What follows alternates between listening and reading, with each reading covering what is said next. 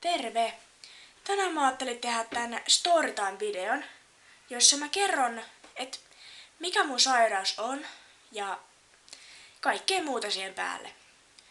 Ja mä aloitan ihan ekana sillä, että mä kerron, että mikä se sairaus on. Eli siis mun sairauden nimi on craniopharyngeoma, joka on siis aivolisäkkeen lähellä oleva hyvänlaatuinen aivokasvaintyyppi. Ja siihen sairastuu useimmiten, mitä mä oon lukenut netistä, niin 5-10-vuotiaat. Et siinä iässä siihen sairastutaan useimmiten. Mutta mulla oli taas se mielenkiintoinen juttu, että mä sairastuin itse jo 2,5-vuotiaana, eli aika paljon pienempänä. Ja mä voisin kertoa, että miten tää sairaus niin kun ilmentyi mulle. Että siis mä olin aivan normaali, luulisin ainakin näin. Ja sitten 2,5-vuotiaana tai vähän yli 2-vuotiaana mulle alkoi tulemaan näön kanssa ongelmia. Mä en alkanut näkemään mitään. En mä saanut sillä pidettyä mitään kädessäni.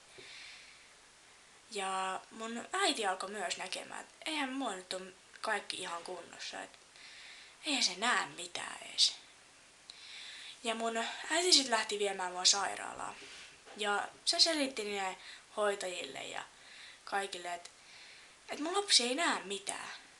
Että auttakaa nyt. Sillähän voi olla ihan mitä tahansa. Hoitajat nyt ei ainakaan uskonut. Ne sano, että sä vaan kuvittelet. Totta kai se nyt näkee. Sä vaan kuvittelet, että se ei näe mitään. Äiti oli aivan hermo partaalla. Eikä se meinannut uskoa, että häntä ei uskota tässä asiassa. Mutta onneksi sit lääkäri tuli paikalle. Ihan oikea lääkäri. Ja se sanoi mun äitille, että sä oot kyllä ihan oikeassa, että ei tällä tytöllä ole kaikki kunnossa. Et jos ei se näe mitään, niin on pakko katsoa, että mikä on ongelmana.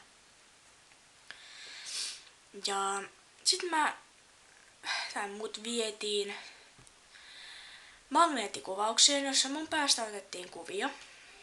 Ja sitten lääkäri sanoi, että on pakko viedä suoraan leikkaukseen. Leikkaus kesti kuulemma noin 12 tuntia, eli kauan. Ja leikkauksen jälkeen lääkäri oli sanonut, että leikkaus meni hyvin, mutta sitä ei saatu kokonaan pois. Ja no, näkö tuli kyllä takaisin, joka oli hyvä asia, koska mä olisin vieläkin täysin sokea, jos sitä ei saatu korjaantua. Ja sitten siinä tuli kyllä semmoisia pieniä ongelmia sen jälkeen, että painoa alkoi tulemaan, vaikka söin ihan normaalisti. Ja pituus kasvu. Sitä ei tullut normaalisti kuin pitäisi. Ja tällaiset ongelmat. Ja sen takia mua 5-vuotiaana sitten äiti sanoi, että se on pakko kasvaa pidemmäksi kuin se on. Eli mä olin 5-vuotias ja mulle aloitettiin semmoinen lääke, kasvuhormonipiikki, Humatrope.